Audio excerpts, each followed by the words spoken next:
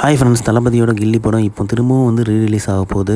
First இந்த நியூஸை கேட்கும்போது ஒரு வேளை இருக்குமா இருக்காதா அப்படிங்கிற டவுட் இருந்துச்சு. ஆனால் இப்போ பார்த்தீங்க அப்படின்னா கன்ஃபார்மாகவே ரிலீஸ் பண்ணுறாங்க, ரீரிலீஸ் பண்ணுறாங்க. February 20th வந்து கில்லி வந்து ரீரிலீஸ் ஆகுது.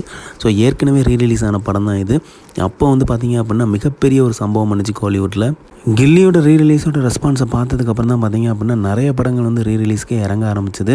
ஸோ அப்படியும் பார்த்தீங்க அப்படின்னா அந்த படங்கள் எல்லாம் அந்த அளவுக்கு வந்து ரீச் ஆகலை. அதுக்கப்புறம் பார்த்தீங்க அப்படின்னா ஓரளவுக்கு நல்லாவே ஒரு ரீச் ஆனது வந்து பார்த்தீங்கன்னா சச்சின் தான். சச்சின் வந்து வேறு லெவல் ரெஸ்பான்ஸ் இருந்துச்சு.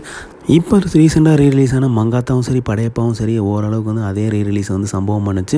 சில இடத்துங்களில் வந்து மங்காத்தா வந்து அதிகமாகவே ஓடிச்சு அப்படின்லாம் சொல்கிறாங்க.